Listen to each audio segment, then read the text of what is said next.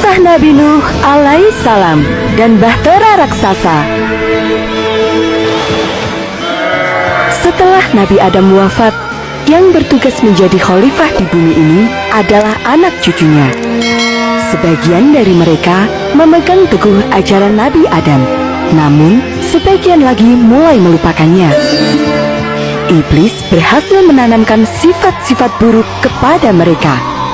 Sudah waktunya untuk beribadah. Engkau tidak pulang? Tidak, pekerjaanku masih banyak. Di antara mereka yang mulai menjauh dari ajaran yang benar, masih ada orang-orang yang beriman teguh. Mereka adalah Wad, Suwa, Yahud, Ya'uk, dan Nasr. 5 orang yang terkenal soleh dan menjadi imam yang diikuti oleh banyak orang. Kalian harus mengingat pesanku ini. Jangan pernah meninggalkan ajaran Nabi Adam. Pesan salah satu imam tersebut. Satu persatu dari 5 imam soleh tersebut meninggal dunia, membuat para pengikutnya merasakan kesedihan yang luar biasa. Siapa lagi yang akan membimbing dan mengingatkan jika kami berbuat dosa? Ratap orang-orang. Iblis memanfaatkan kesempatan ini untuk menggoda mereka. Engkau memiliki keterampilan memahat. Mengapa engkau tidak membuat patung untuk mengenang mereka? Mereka pun terjebak dalam rencana iblis. Para ahli pemahat mulai membuat patung yang mirip dengan 5 imam soleh tersebut. Ajaran Nabi melarangku membuat benda sesembahan. Apakah tindakanku ini benar? Tidak apa. Patung ini bukan untuk disembah. Sekali lagi, iblis berhasil menghasut manusia untuk berbuat dosa. Setelah selesai membuat patung-patung itu, mereka mulai berkumpul di satu tempat. Ingatlah wahai saudaraku, mereka adalah 5 imam yang telah membimbing kita. Janganlah kalian melupakan siapa mereka. Kita membuatnya bukan untuk disembah. Jadi, ini tidak termasuk perbuatan dosa. Begitulah, sedikit demi sedikit, manusia mulai membenarkan tindakan mereka. Waktu terus berlalu, patung 5 imam soleh ini mulai tersebar ke berbagai daerah. Dari ayah diturunkan ke anak-anak mereka, dan kemudian diturunkan kepada cucu mereka. Semakin lama, cerita tentang 5 orang soleh ini mulai berubah, hingga akhirnya mereka mulai menganggap 5 patung tersebut sebagai Tuhan. Di tengah-tengah kaum yang menyembah berhala tersebut, Allah mengutus seorang nabi dan rasul. Beliau adalah Nabi Nuh alaihissalam. Nabi Nuh adalah orang yang cerdas dan kuat imannya. Dalam setiap tindakan, Nabi Nuh selalu bersyukur ketika ia bangun atau hendak tidur, ketika makan dan minum, atau mengenakan pakaian dan segala kegiatan lainnya. Tugas Nabi Nuh adalah mengajak kembali umatnya untuk beriman kepada Allah. Nabi Nuh berkata bahwa tidak ada Tuhan selain Allah. Sungguh hanya Allah lah yang menciptakan dan memberikan rizki kepada manusia. Dan selama ini, iblislah yang telah menghasut nenek moyang mereka, membuat mereka menyembah patung berhala yang hanyalah sebuah benda mati. Sebagian orang tersadar dan mengakui bahwa yang dikatakan Nabi Nuh benar. Engkau benar. Patung-patung ini hanyalah benda buatan manusia. Namun, sebagian besar lainnya justru menentang. Bagaimana bisa aku percaya kepadamu jika istri dan anak-anakmu sendiri tidak mempercayaimu?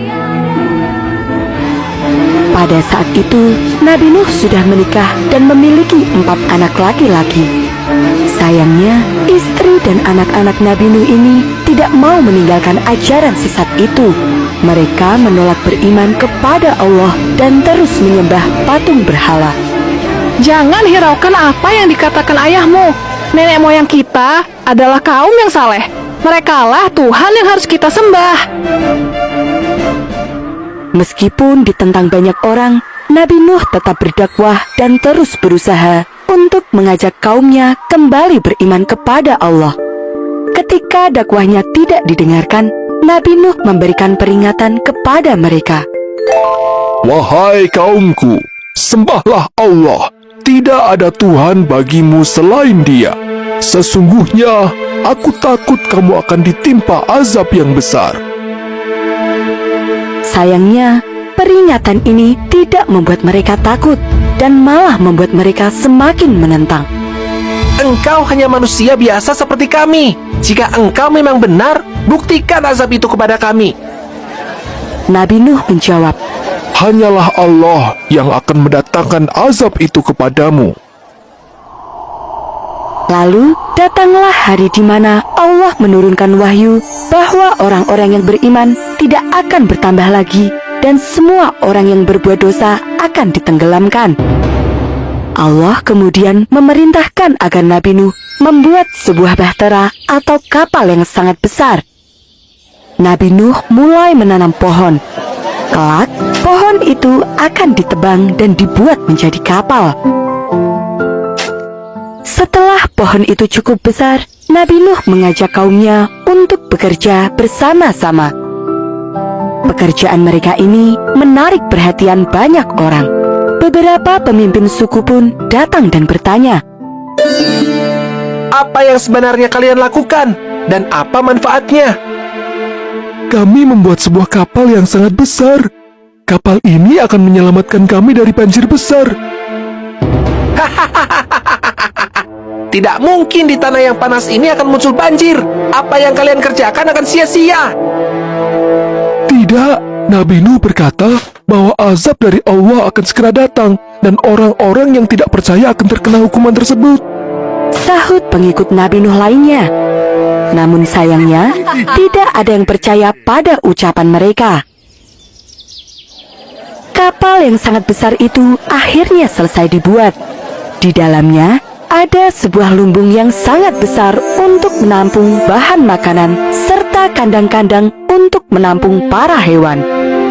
Allah memerintahkan agar Nabi Nuh membawa para hewan berpasang-pasangan, jantan dan betina. Beberapa hari kemudian, Nabi Nuh dan para pengikutnya terlihat sibuk mempersiapkan semuanya. Akhirnya, hari yang dijanjikan tiba. Nabi Nuh memberikan peringatan untuk terakhir kalinya. Orang yang tidak mau beriman kepada Allah akan tenggelam dalam banjir besar. Hingga saat-saat terakhir pun tidak ada yang mempercayainya, termasuk istri dan anak-anak Nabi Nuh. Maka Nabi Nuh mengajak para pengikutnya untuk naik ke atas kapal dan menutup pintu kapal rapat-rapat. Orang-orang yang sejak tadi berkerumun di sekitar kapal mulai bubar untuk pulang ke rumah masing-masing. Tidak akan terjadi apapun. Marilah kita pulang ke rumah masing-masing. Namun, dugaan mereka salah. Dengan cepat, langit yang tadinya cerah berubah menjadi gelap. Hujan lebat pun turun disertai dengan petir yang menggelegar. Hujan badai turun selama beberapa hari berturut-turut. Air mulai menggenang semakin meninggi. Orang-orang panik dan berusaha mencari tempat berlindung. Mereka berlari ke bukit-bukit dan gunung-gunung. Namun, kemanapun mereka pergi, air terus menggenang. Mereka mulai menyesal karena tidak mempercayai ucapan Nabi Nuh.